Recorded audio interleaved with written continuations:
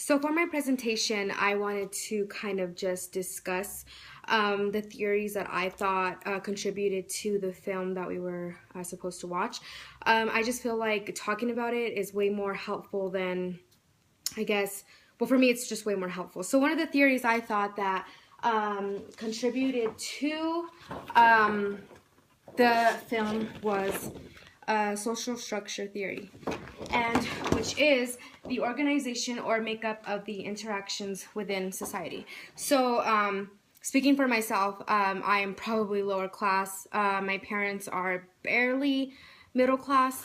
I guess reading through the notes that we had, the modules that we had, I guess you can say it's something natural that happened that's been going on for a really long time, thinking back to slavery. To me, I kind of still see it as a form of slavery, seeing as how minorities still get the backlash of just, we're trying to earn a living, we're trying to survive, we're trying to be successful. It's just way more difficult, and there's just way more obstacles in order for us to obtain success. So, and it would make sense for the lower class to feel that, the law enforcement or the government is not really in favor of us, because I feel like this is something that's been going on for quite some time now, and it doesn't seem like much has happened to try and change the situation that still exists today. And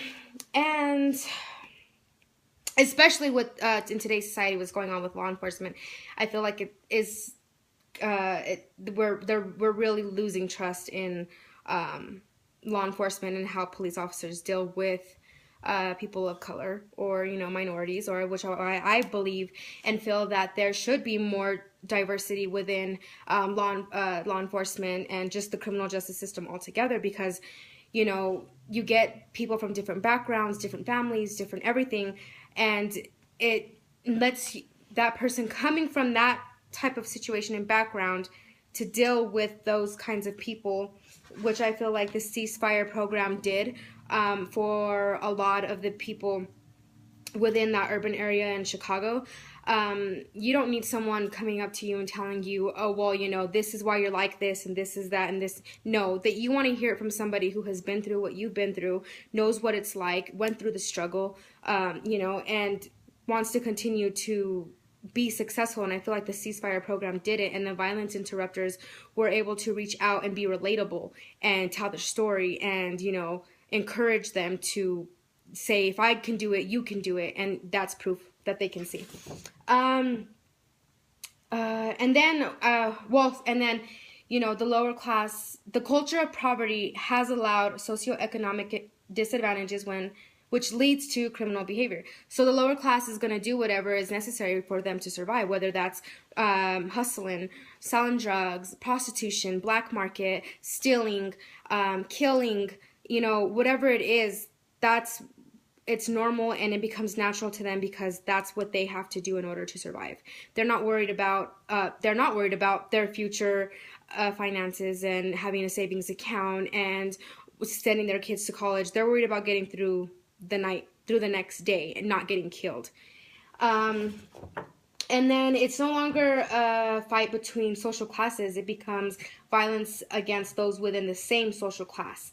So referring to the video, like there was men and women fighting each other in the streets, and it was like families against families, and more family was coming to beat up those families. And then there's like 5-year-old kids seeing all this stuff, and then 12-year-old kids, and then it's like the cycle just continues to expand because the kids are being exposed to this kind of, this kind of just violence and behavior. So I feel like that's what they grow up knowing, and it's normal to them. I did want to refer to Shaw and McKay's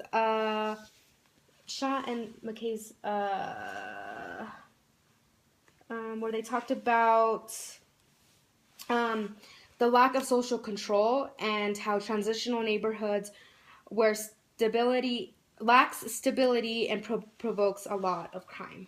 I also liked Robert K. Robert K. Merton's social adaptations.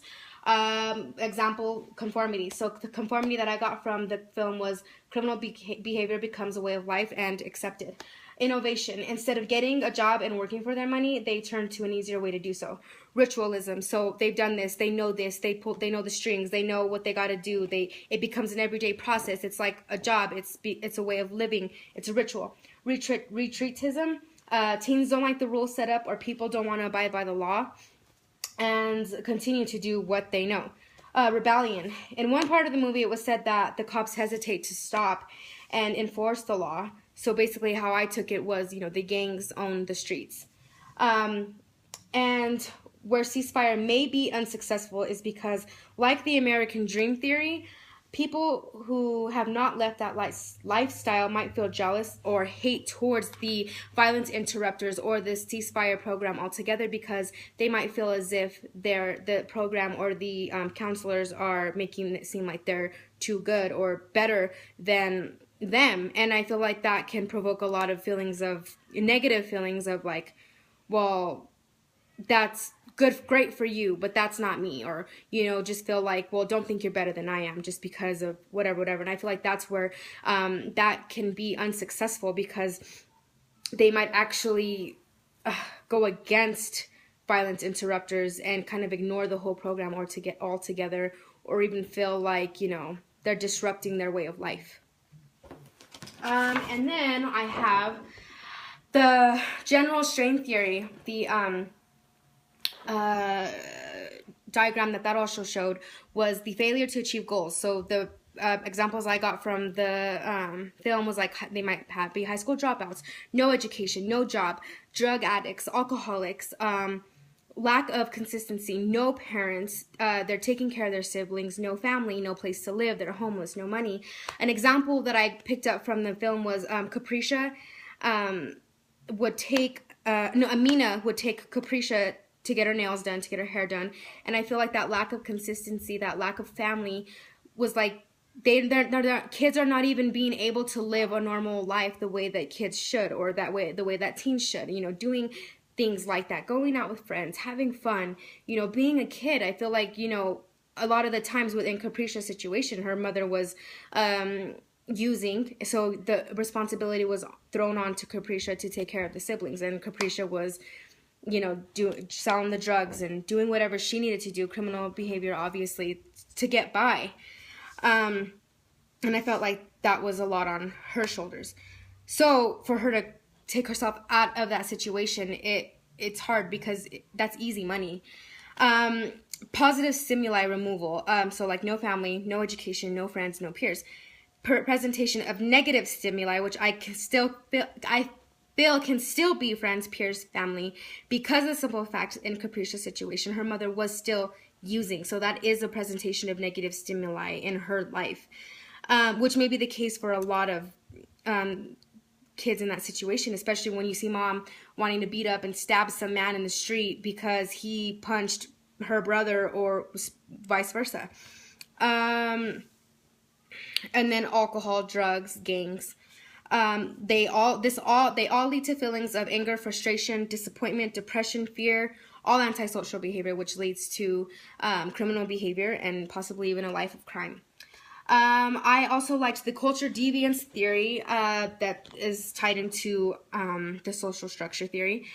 Disorganized neighborhoods cause frustration, isolation, and deprivation, which creates their own culture with their own values and morals. So with this too, with the disorganized neighborhoods and, with it looking like it's not being taken care of, like the gangs own it, there's graffiti, there's homeless people everywhere, there's crackheads, there's just all this going on.